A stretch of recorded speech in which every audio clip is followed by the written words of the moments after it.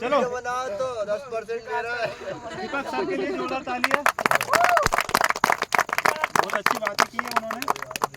और जैसा कि मैं आपको बता रहा हूँ कि जैसे सर ने बताया था अभी, हेलो मैं कुछ बोल रहा हूँ भाई साहब इधर, है ना।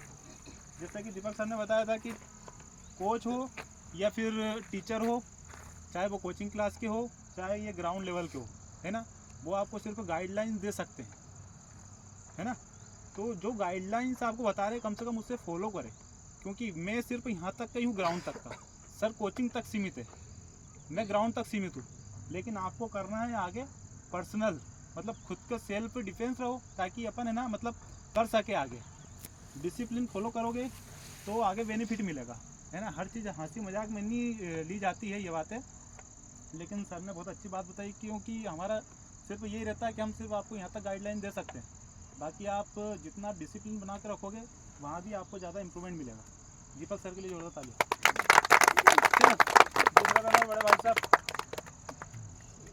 देखो सबसे पहले तो मैं आपको आप बहुत भाग्यशाली है कि आपको सर जैसे ट्रेनर मिले हैं, क्योंकि जिस समय हम आते थे तो कौन सा समय था अपना क्या दुर्गेश भैया 2017 नहीं, मतलब कौन सा महीने में, जून मार्च या अप्रैल में करते थे। तो मार्च अप्रैल में कोई भी नहीं था, ओनली दुर्गेश भाई और हम दोनों आते थे।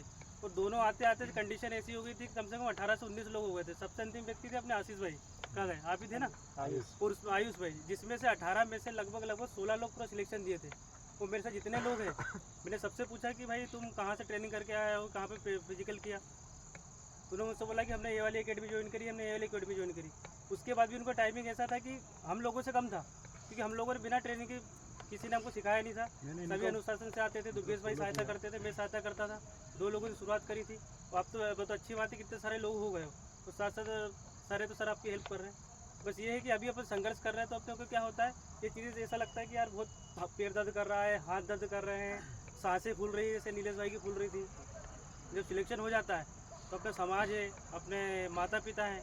जैसे जिस दिन मेरा सिलेक्शन हुआ था, जिस दिन मेरा रिजल्ट आया था, वैसे मेरे पिताजी पुलिस में हैं। जब मैं गया, मैंने बोला कि पापा मेरा सिलेक्शन हो गया है, तो उनके आंखों में जो खुशी के आंसू होते हैं, वो खुशी के आंसू को कोई तोल नहीं सकता है। तो जब आपको ऐसा लगे ना कि पेट दर्द होने लगा है, हाथ दर्द होने लगा है, थकावट हो रही है, तो ये सोचो कि जब तुम उनके पिताजी के सामने जाओगे या माताजी के सामने जाओगे तो उनको कैसा फील होगा। और दूसरी बात, जब जाओगे आपके कॉलोनी में, आपके मोहल्ले में जो जलने वाले लोग होते हैं, वो जल के पूरे भुन जाते हैं, तो उनको देख के तुम ये चीज़ आगे बढ़ो। तो और उसके साथ साथ ये है कि यदि आप पढ़ लेते हो तो आपकी आने वाली 2 से 3 पीढ़ी सुधर जाती है। ऐसा कुछ लेता है ना, किसी को पढ़ने का मौका नहीं मिलता, फिजिकल आने का मौका नहीं मिलता। जैसे आप लोग सर के पास आए हो तो फीस दे के आए होगे, तो आपके घर पे घर वालों ने पैसा दिया होगा ना, कैपेबल होंगे तभी। तो इसलिए इन चीज़ों को थोड़ा सा ध्यान रख के बढ़िया करते रहो जाएगा। मेरे से यही शुभकामना है कि जल्द से आपको सिलेक्शन हो। और आपको कोई सा कुछ पूछना है पुलिस विभाग से संबंधित, सब इंस्पेक्टर सब कुछ पूछ सकते हो। बस ये मत पूछना सैलरी कितनी मिलती है, बाकी कुछ ही पूछ सकते हो। छुट्टी कितनी मिलती, तो छुट्टी इतनी मिलती है, टोटल 61 छुट्टी रहती है साल भर में, जिसमें से 16 CL होती है, जिसे कैजुअल लीव कहा जाता है, आकस्मिक अवकाश। साल भर में 16 छुट्टी कभी भी ले सकते हो। एक बार में 5 से ज़्यादा नहीं मिल सकती, वो TI देगा या फिर RI देता है। फिर आती है SPL, जिसे विशेष अवकाश बोलते हैं, तो 15 दिन का मिलता है, वो आपको SP सर देते हैं। और एक आता है EL, जिसे अर्नड लीव बोलते हैं, तो साल भर में 30 मिलती है। यदि आप इसको बचा के रखते हो, आपकी पूरी 30 से 40 सर्विस में तो लगभग आपकी 300 छुट्टियाँ बच जाती है। जैसे हर महीने कितनी होती है, 30। जैसे इस महीने आपने एक साल में 20 ले ली, 10 बच गई, तो 30 से 40 साल की आपकी पूरी जर्नी में 300 छुट्टी बचती है। 300 छुट्टी का आपको पूरा पैसा मिलता है। और दूसरी बात है कि आपको पुलिस विभाग में पेमेंट 12 महीने की नहीं, 13 महीने की पेमेंट मिलती है। जैसे 12 महीने की हर महीने मिलती है, और एक हाफ पेमेंट आती है, 6 महीने में एक बार आएगी, फिर एक बार दिसंबर में आई थी। तो 13 महीने की पेमेंट वो, और आपकी 300 छुट्टी जो बचती है पूरी जर्नी के बाद, तो 300 दिन का पेमेंट अलग मिलता है। बस ये छुट्टी लेने जाने के लिए अपने को वहाँ पे बहुत दिक्कतें ज़्यादा होती है। लेने गए तो अपने को झूठ बोलना पड़ता है। कभी आपने सच बोल के छुट्टी दी तो बहुत मुश्किल से मिलती है। जैसे अपन चाहते हैं कि यार 1 साल हो गया है, अपन दोस्त लोगों को घूमने जाए, तो हम ये थोड़ी लिखेंगे सर मैं घूमने जाना चाहता हूँ, तो घूमने जाना बोल दिया तो बिल्कुल देंगे नहीं। या तो किसी को बीमार करो, या फिर दादा को मारो, या फिर दादी को मारो, या किसी की शादी करवाओ, भाई की शादी करवाओ, खुद की शादी करो, तो जाके मिलती है। मेरे को पता था, प्रश्न मैं आपको एक चीज़ बता देता हूँ। जैसे मैं ट्रेनिंग सेंटर में था, तो एक मतलब जो रूम में जैसे 12 लोग रहते थे, 12 लोग में से किसी से कभी पूछना कि सबसे छुट्टी कैसे मिलती थी, छुट्टी के नाम पे मेरा सबसे पॉपुलर था। छुट्टी के मामले में वो सीख पता जो बीमार वगैरह हो जाते थे ना, तो हमको ट्रेनिंग पीरियड में लगभग 30 मिलता था, पूरा 30, जिसमें 5 दिन का अवकाश था और 15 दिन का सीख। मतलब यदि आप ट्रेनिंग में बीमार हो जाते हो तो उसमें क्या, जैसे मान के चलो आज मन नहीं कर रहा करने का, तो अपन ने रात में माहौल बना लिया 2-3 दोस्तों ने कि अपन कल चलेंगे सीख पे। वो सीख में अपनी चीज़ की व्यवस्था होती है कि बस बढ़िया आपको बिठा के ले जाएगी, बेरागढ़ तक छोड़ती है हॉस्पिटल में दवाई लेते हैं, पैरासीटामोल, घूम के आते हैं पूरा मार्केट। तो ऐसे करके सबसे ज़्यादा अपने सीख मारी है और अवकाश में भी अपना नाम चलता है कि सबसे ज़्यादा अवकाश मैंने ली। वैसे अभी अवकाश में नहीं हूँ मैं, अभी मैं ड्यूटी पे हूँ। मेरे को 2 या 3 दिन पहले एक क्रिमिनल था जो देसी कट्टे वगैरह आता है ना, वो बनाता था, उसको मेरे को दिल्ली पटियाला कोर्ट में छोड़ना था, तो कोर्ट में छोड़ दिया, छोड़ के मैं भी यहाँ आया हूँ, तो कल जाना है भाई। ऐसा होता है जैसे अपन किसी की डाक लेके आए, किसी लंबे सफ़र में गए तो 2-3 दिन रेस्ट दे देते हैं। तो सर ये बच्चों के मन में थोड़ा डाउट भी था कि ट्रेनिंग सेंटर पे मतलब हार्ड वर्कआउट करवाते हैं या फिर ट्रेनिंग नॉर्मली मिलती है? इससे इजी है कि हार्ड है, मतलब आप कर रहे हैं? अरे भी बताता हूँ, देखो सबसे सौभाग्यशाली तो हम थे कि इस समय जो ट्रेनिंग की प्रशिक्षण की जो SP DIG मैडम थी, अनुराधा शंकर मैडम, वो हमको एकदम बच्चे की तरह रखती थी।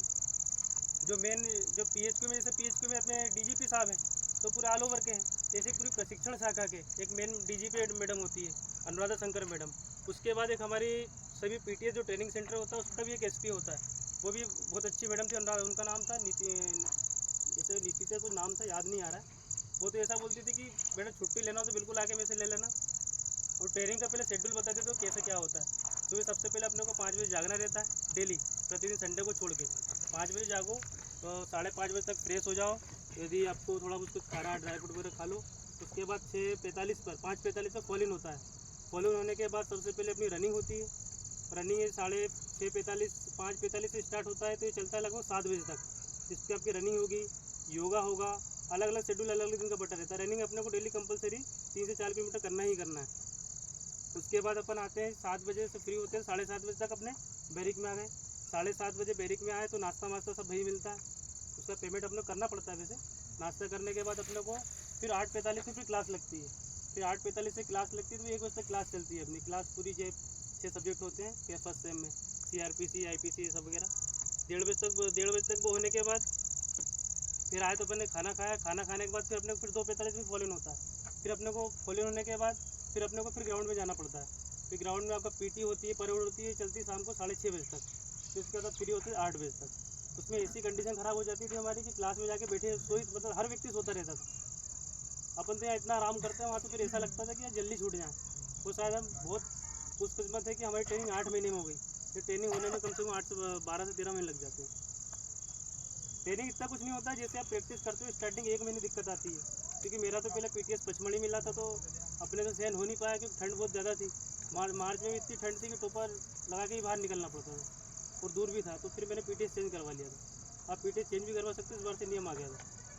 बाकी इससे ज़्यादा कोई वर्कआउट नहीं होता। चलो और कुछ पूछना तो, और किसी कोई डाउट पेमेंट वगैरह में पूछना तो बता देता हूँ। ऐसा है कि पहले अपने को 19,500 जो बेसिक सैलरी होती है उसका 70% मिलता है, जिसमें आपको ड्यू इंक्लूड होता है। तो मेरी पहली सैलरी 17,225 आई थी, 70%। इसमें 1 साल अब कंप्लीट हुआ मेरा, तो इस साल सैलरी मेरी 80% आई है। बाकी सैलरी मिली तो सब चीज़ें चलती रहती है, कोई दिक्कत नहीं है। बस ये है कि आप एक जगह शिफ्ट हो जाते हो, तो जब आप कुछ चीज़ बन जाते हो, तो जो पिता का गर्व होता है, माता का गर्व होता है, वो एक अलग ही रहती है खुशी। वो चीज़ आप अपना अनुभव करना होने के बाद।